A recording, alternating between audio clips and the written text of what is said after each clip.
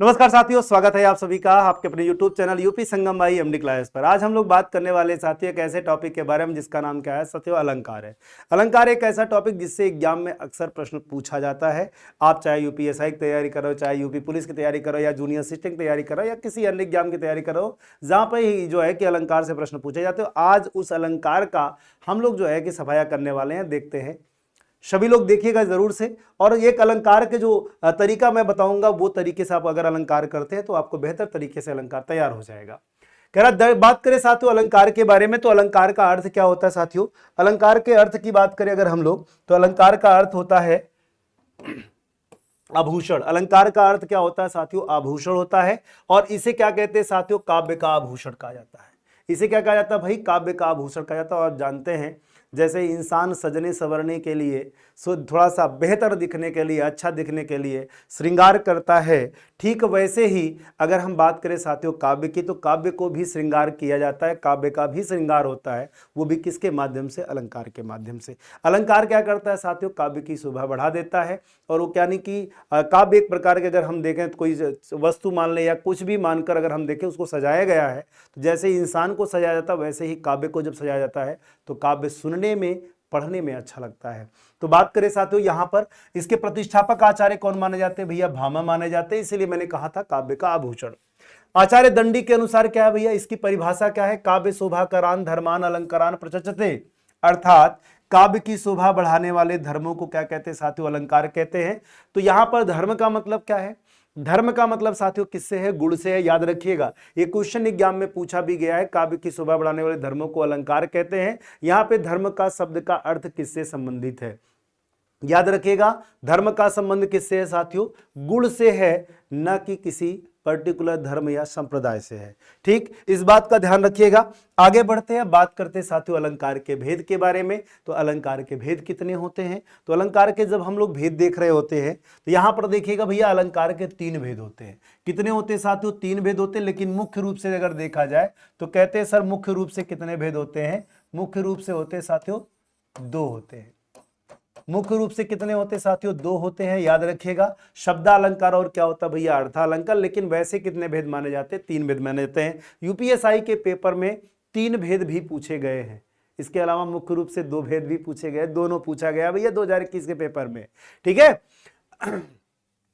शब्दालंकार की परिभाषा क्या होती साथियों, शब्दालंकार की अगर परिभाषा देखा जाए तो कहते हैं सर शब्द या वर्ण के कारण चमत्कार उत्पन्न हो या काव्य की शोभा बढ़े, उसे क्या कहते हैं साथियों, कहेंगे सर शब्दालंकार कहते हैं। वैसे ही अगर हम बात करें साथियों किसके बारे में, अर्थ के कारण अगर चमत्कार उत्पन्न हो या साथियों क्या हो, काव्य की शोभा बढ़े, उसे क्या कहते हैं, अर्थालंकार कहते हैं। वहीं पर अगर आप देखें शब्द एवं अर्थ दोनों कारण काव्य की शोभा बढ़े, उसे क्या कहते हैं भाई, उभय अलंकार कहते हैं। यानी काव्य का अगर श्रृंगार करना हो, काव्य को बढ़िया से सजाना हो, तो उसको सजाने के लिए साथियों याद रखिएगा क्या करना पड़ता है भाई, शब्दों का इस्तेमाल करके इस्तेमाल किया जाता है, या वर्डों का इस्तेमाल किया जाता है, या कभी कभी ऐसा होता है साथियों शब्द के अर्थ के माध्यम से काव्य की शोभा बढ़ जाती है। जैसे अगर हम एग्जाम्पल के तौर पर बोले कि भैया पीपल पात सरिस मन डोला, तो आप यहां पे शब्दों की रिपीटेशन नहीं हुई है, शब्दों की आवृत्ति नहीं हुई है, या शब्दों के कारण कोई चमत्कार उत्पन्न नहीं हुआ है। यहां पर जब तक उसका भाव नहीं निकालेंगे, जैसे ही भाव निकालेंगे आपको लगेगा वाह भाई क्या बढ़िया लाइन बनाई है, पीपर पात सरिस मन डोला, यानी पीपल के पत्ते के समान मन डोल गया। कौन डोल गया, पीपल के पत्ते के समान कौन डोला, मन डोला। तो यहां पर जब हम भाव निकालते हैं तो लगता है हाँ भाई सजाया गया कि भैया मन कैसे डोला है, पीपल के पत्ते के समान। तो उसमें कौन सा अलंकार हो जाता है, कहेंगे सर अर्थालंकार हो जाएगा। शब्दालंकार में क्या होता है, वर्डों की आवृत्ति जैसे हो जाए या शब्दों की हो जाए। जैसे कहे मैंने कहा द्वार में दिशान में दूनी देश देशन में देखो दीप दीपन में दीपक दिगंत है, कहे पदमा कर पराग में पीतन में पासन पलासन पगंत है। वर्ड की आवृत्ति देखिए, द्वार में दिशान में दूनी देश देशन में देखो दीप दीपन में दीपत दिगंत है। तो द वर्ड की आवृत्ति हुई। कहे पदमाकर पराग हूं में पीतन में पासन पलासन पगंत है, पवर्ड की आवृत्ति हुई है। आप लोग अक्सर सुने होंगे गाने के रूप में, चंदू के चाचा ने चंदू की चाची को चांदनी रात में चम्मच से चटनी चटाई। तो यहाँ पे च वर्ड की, तो ये लयबद्धता जो होती है ये वर्डों की आवृत्ति से हुई है, इसलिए इसमें कौन सा अलंकार हो जाएगा, शब्द अलंकार। समझ में आई बात। आगे बढ़ते, रही बात उभय अलंकार की, तो उभय अलंकार आपके एग्जाम में पूछा नहीं जाता है, इसलिए परेशान बिल्कुल मत होइएगा। आगे अगर हम लोग बढ़े भाई, देखा जाए आगे भैया, कह रहा है शब्द अलंकार के भेद। अब हम आगे बढ़ेंगे, शब्द अलंकार के भेद के बारे में बात करेंगे। शब्द अलंकार के कितने भेद होते हैं साथियों? शब्द अलंकार के जो होते हैं मुख्यतः 5 भेद माने जाते हैं। एक होता है अनुप्रास अलंकार, एक होता है साथियों यमक अलंकार, एक होता है श्लेष अलंकार, और एक होता है वक्रोक्ति, और दूसरा क्या होता है पुनरुक्ति, प्रकाश या विवक्षा अलंकार। ये अब किसके भेद हैं भाई? कहेंगे सर शब्द अलंकार के भेद हैं। आगे बढ़ेंगे, अब बात करें साथियों अनुप्रास अलंकार के भेद करें, बढ़िया से एकदम क्लियर हो जाएगा आप सभी को अलंकार आज, है ना। अनुप्रास की बात करें साथियों, अनुप्रास का अर्थ क्या होता है? अनु प्लस प्रास, अगर इसको 2 भागों में जब हम तोड़ देते हैं, अनु का मतलब होता है साथियों बार बार या पीछे होता है, और प्रास का मतलब क्या होता है साथियों वर्ण। यानी आप अर्थ से ही परिभाषा क्लियर हो गई है कि जहां पर बार बार वर्णों की आवृत्ति होती है वहां कौन सा अलंकार होता है? कहेंगे सर अनुप्रास अलंकार होता है। जहां पर बार बार वर्णों की आवृत्ति होती है वहां पे कौन सा अलंकार हो जाएगा? कहेंगे सर अनुप्रास अलंकार हो जाएगा। जैसे अगर हमने कोई भी एग्जाम्पल लिया भैया, चरण धर चिंता कर चितवत चारहूं ओर, चरण धर चिंता कर चितवत चारहूं ओर, इसमें देखो च वर्ड की आवृत्ति हुई। अगली लाइन नहीं बोलूंगा, अगली लाइन में श्लेष अलंकार हो जाएगा। चरण धरत चिंता करत चितवत चारहूं ओर, च वर्ड की आवृत्ति हुई है। तरणि तनुजा तट तमाल तरुवर बहुछाए, तो वर्ण की आवृत्ति हुई। जहां वर्ण की आवृत्ति हो वहां पे कौन सा अलंकार हो जाएगा? अनुप्रास अलंकार। परिभाषा देखिए, जहां एक या अनेक वर्णों की आवृत्ति एक या एक से अधिक बार हो वहां कौन सा अलंकार होता है साथियों? अनुप्रास अलंकार होता है। आगे देखिए, पहचान कैसे करते मेरे प्यारे साथियों? पहचान करते हैं वर्णों की आवृत्ति से। किससे पहचान करते हैं भाई? वर्णों की आवृत्ति होगी तो अनुप्रास अलंकार हो जाएगा। भेद इसके कितने होते हैं? 5 भेद होते हैं। 6 का अनुप्रास होता है, वृत्त्यानुप्रास, लाटा, श्रुत्या, और क्या होता है? अंत्यानुप्रास होता है। यानी याद रखिएगा, अगर आपसे पूछा जाए 6 का अनुप्रास होता है, वृत्त्या, लाटा, श्रुत्या, और क्या होता है? अंत्या। ये 5 भेद होते हैं किसके? अनुप्रास अलंकार के। ठीक है, आगे देखा जाए, अगला देखिएगा यमक अलंकार। अच्छा, वर्ण परिभाषा तो मैंने दे दी, एग्जाम्पल दिया नहीं, मैंने मौखिक बोल दिया। तो यहां पे देखिए, रघुपति राघव राजा राम, र वर्ण की आवृत्ति हुई है। मुदित महीपति मंदिर आए, म वर्ण की आवृत्ति हुई है। तो इसमें कौन सा अलंकार हो जाएगा? सब में हो जाएगा भैया अनुप्रास अलंकार। ठीक है, आगे देखा जाए। इसके अलावा साथियों अगर हम लोग बात करें यमक अलंकार के बारे में, यमक अलंकार क्या होता है भाई? यमक अलंकार की बात करें साथियों, यमक का अर्थ होता है जोड़ा। यमक का अर्थ क्या होता है? जोड़ा होता है। ठीक है, परिभाषा इसकी क्या होती है साथियों? परिभाषा शब्द की आवृत्ति अर्थ की भिन्नता के साथ हो वहां कौन सा अलंकार होता है? यमक अलंकार। यानी शब्द जितनी बार आएगा उतनी बार उसका अर्थ अलग अलग होगा, तो वहां पे कौन सा अलंकार हो जाएगा साथियों? कहेंगे सर यमक अलंकार हो जाएगा। अच्छा, पहचान को लेकर बात करें साथियों, पहचान कैसे करते हैं? ध्यान से देखिएगा। कहते हैं भैया शब्द की आवृत्ति जितनी बार होगी उतनी बार संबंधित कथन अलग होगा।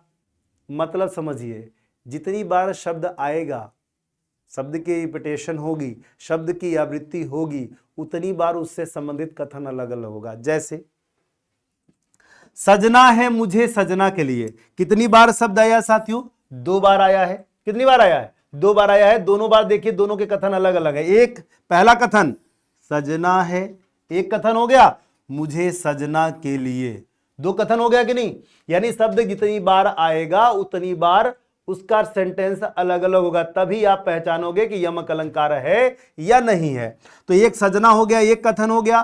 दूसरा कथन क्या हो गया साथियों? सजना के लिए हो गया, 2 हो गए अलग अलग। तो यहां पर सजना का मतलब क्या होता है भैया? तैयार होना। यहां पे सजना का मतलब क्या हो जाएगा? यहां पर सजना का मतलब हो जाएगा साथी के लिए, दोस्त के लिए, मित्र के लिए, पति के लिए, और सजना का मतलब क्या हो जाएगा भैया? तैयार होना। अच्छा, ये बात तो हो गई। अब यहां पर देखिए सेम कंडीशन यहां पर भी है। कैसी कंडीशन है भाई? देखिए यहां पर 3 बार आया है। सारंग ले 1 बार हो गया, सारंग को 2 बार हो गया, सारंग चली 3 बार हो गया। 3 बार आया है इसलिए 3 बार कथन है। सारंग ले, सारंग को लेकर। दूसरा सारंग को, मंदिर को। सारंग चली, कौन चली? स्त्री चली। तीनों अलग अलग बात है। तीनों जब अलग अलग है इसका मतलब है कि यहां पे भी कौन सा अलंकार हो जाएगा साथियों? यहां पर भी कौन सा अलंकार हो जाएगा? कहेंगे सर यमक अलंकार। यहां पे सारंग का ले का मतलब सारंग दीपक, सारंग को मतलब मंदिर, और यहां पर सारंग का मतलब क्या हो जाएगा साथियों? स्त्री हो जाएगा। शब्द की आवृत्ति याद रखिएगा, फिर से मैं बता दे रहा हूं, यमक अलंकार की यही खास बात है कि शब्द की आवृत्ति जितनी बार होगी उससे संबंधित कथन भी उतनी बार होगा। ठीक है, इससे कभी डाउट भी मत रखिएगा। जैसे अगर मैं कहूं जेते तुम तारे तेते नभ में न तारे हैं, जेते तुम तारे, एक बात होगी, जिसने जितने लोगों का तुमने उद्धार किया है, तेते नभ में न तारे हैं, उतने तो नक्षत्र में तारे भी नहीं है, आकाश में तारे भी नहीं है। इसका मतलब है, देखिए शब्द की आवृत्ति कितनी बार हुई, एक बार हुई, तारे तारे, लेकिन दोनों सेंटेंस अलग अलग है ना, तो इसलिए याद रखिएगा जितनी बार शब्द की आवृत्ति होगी उतनी बार कथन अलग अलग होगा, तो यमक अलंकार पक्का बनेगा। ठीक, आगे बढ़ते हैं। उपमा अलंकार की बात करें साथियों, उपमा अलंकार की बात अगर हम लोग करें तो उपमा अलंकार का अर्थ क्या होता है? उपमा अलंकार का अर्थ होता है साथियों, कहेंगे समानता होता है, या क्या होता है साथियों, तुलना होता है। उपमा अलंकार की बात करें तो उपमा अलंकार का क्या होता है अर्थ, समानता या क्या होता है, तुलना होता है।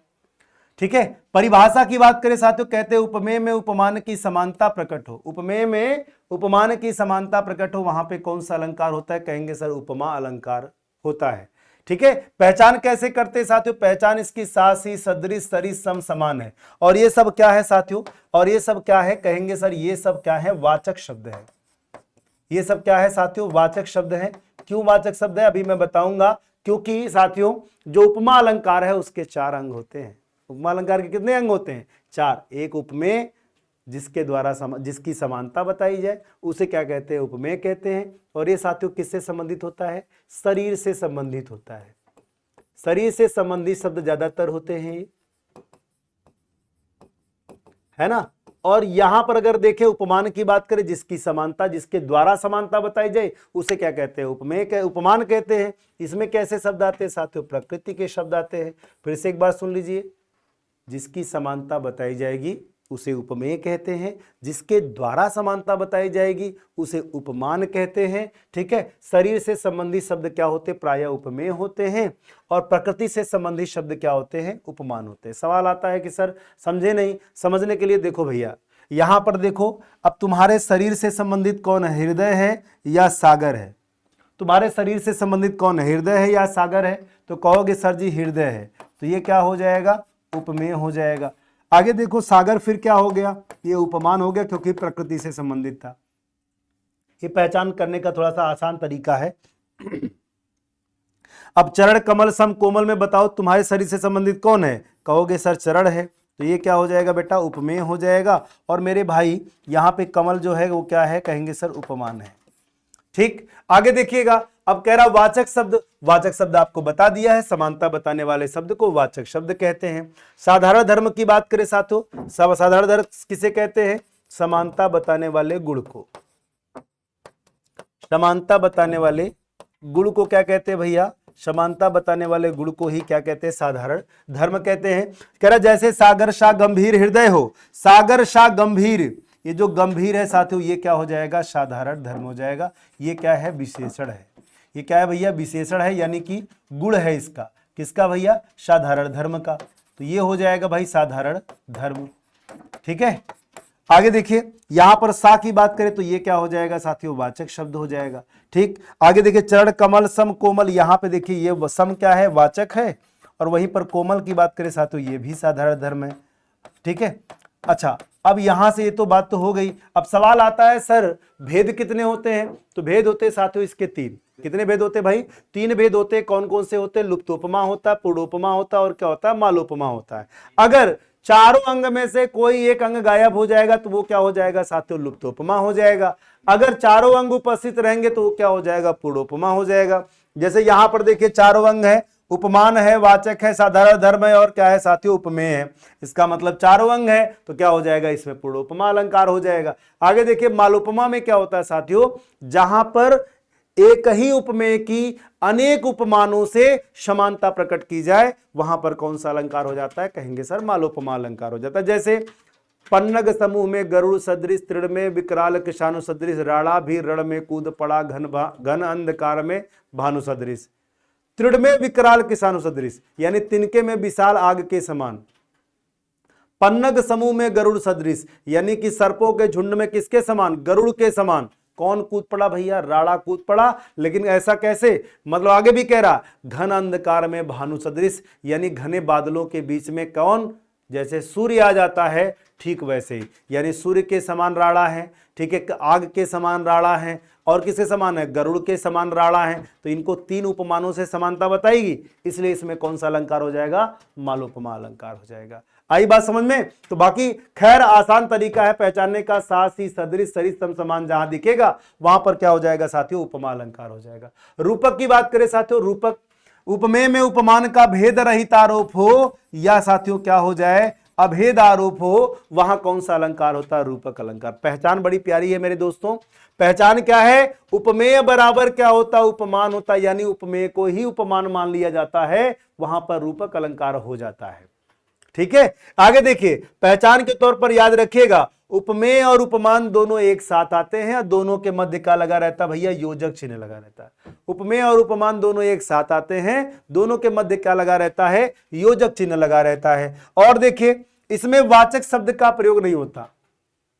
वाचक शब्द का मतलब सा सी सदृश सरिस सम समान का प्रयोग नहीं होता, या मनु मानो मानहु जनु जानो जानहु इनका प्रयोग नहीं होता। किसमें भाई, रूपक अलंकार में। अच्छा कभी कभी ऐसा होता है उपमेय और उपमान के बीच में योजक चिन्ह नहीं रहता है, भैया देखो टाइपिंग मिस्टेक होती है, याद रखना उपमेय और उपमान में योजक चिन्ह लगना अनिवार्य होता है। भाई देखो टाइपिंग में मिस्टेक हो जाए कोई बड़ी बात नहीं है, तो आप उपमेय और उपमान को एक साथ देखिए, अगर दिख रहा है तो इसका मतलब आपका काम बन गया है। क्या बन गया है, कहेंगे सर रूपक अलंकार हो गया।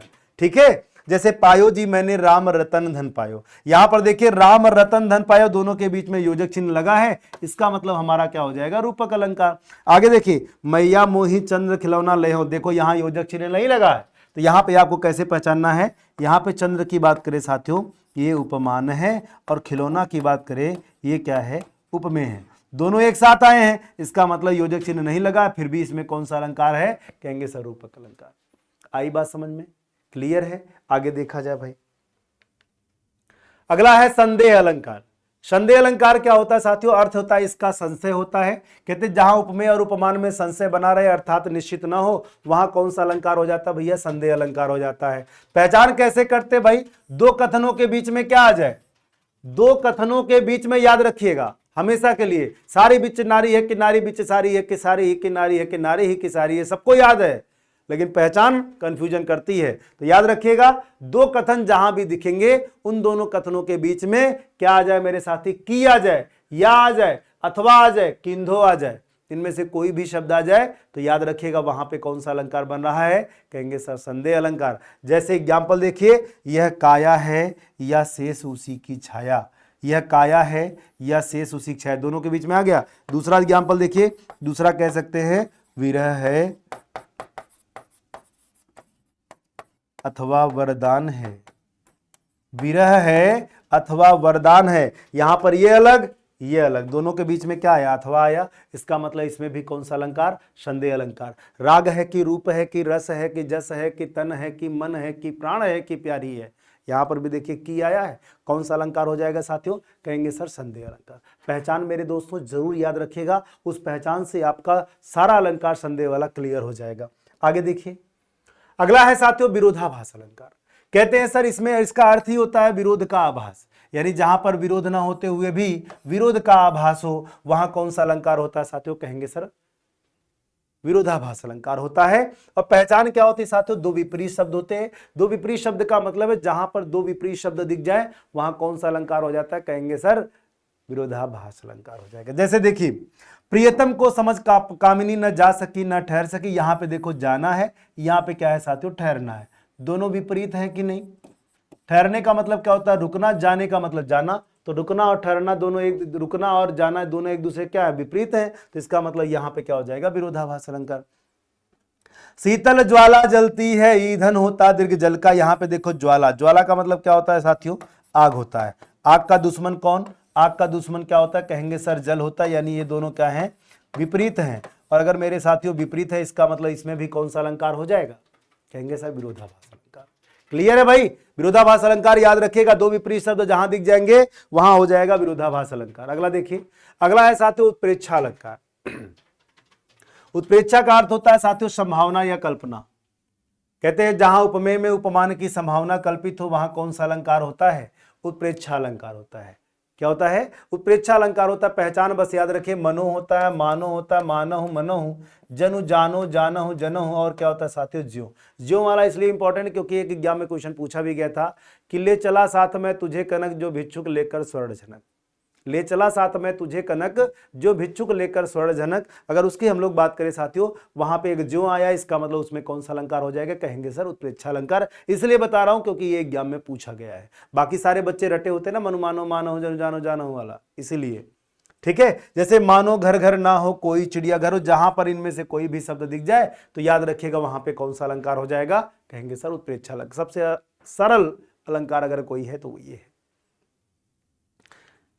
मानवीकरण की बात करें साथियों, मानवीकरण अलंकार क्या होता है, कहते सर जहां जड़ में चेतन का आरोप हो। जहां जड़ में किसका आरोप हो भैया, चेतन का आरोप हो। जैसे निर्जीव वस्तुएं खिसकना शुरू कर दें, है निर्जीव वस्तुएं खिसकना शुरू कर दें, प्रकृति की वस्तुओं में मानवीय गुण दिखना शुरू हो जाए, तो वहां पे कौन सा अलंकार हो जाता है साथियों, मानवीकरण अलंकार हो जाए। जैसे कह दें बादल आए बंठन संवर के, कौन सा अलंकार हो जाएगा भाई, कहेंगे सर मानवीकरण। क्यों, क्योंकि इनमें मानवीय गुण दिखाई दे रहा है कि भैया सजने संवरने का काम इंसान का है, यहाँ बादल संवर रहे हैं, तो बादल आए बंठन संवर के, इसमें कौन सा अलंकार हो जाएगा, कहेंगे सर मानवीकरण अलंकार हो जाएगा। आप जैसे कहते हो ना कि जगी वनस्पतियां आलसाई मुख धोती शीतल जल से।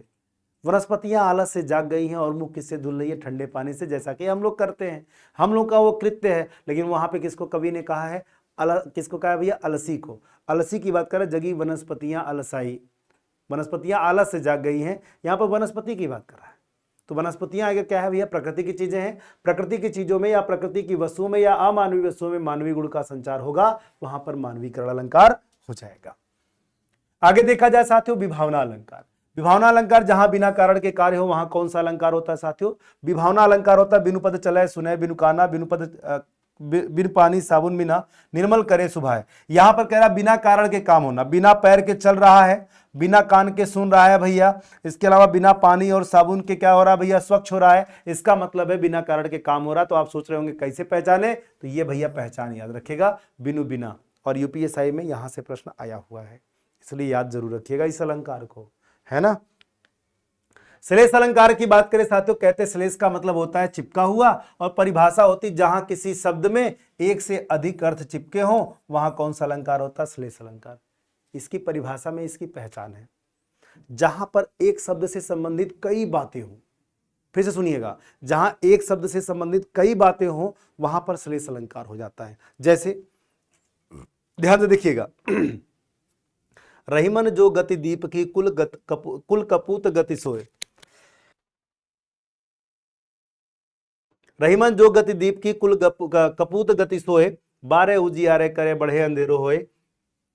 यहां पर ऊपर में दो लोगों की बात हो रही है, यहां पर ऊपर में दो लोगों की बात हो रही है, दीपक की और कपूत की, लेकिन नीचे वाली लाइन में नहीं हो रही है, नीचे वाली लाइन में नहीं हो रही है। इसका मतलब ये जो 12 है, इसका मतलब जलना भी है, तो दीपक हो गया, इसका मतलब पैदा होना, तो अगर ये क्या हो गया साथियों, कपूत हो गया। इसका मतलब इसमें कौन सा अलंकार हो जाए, कहेंगे सर श्लेष अलंकार।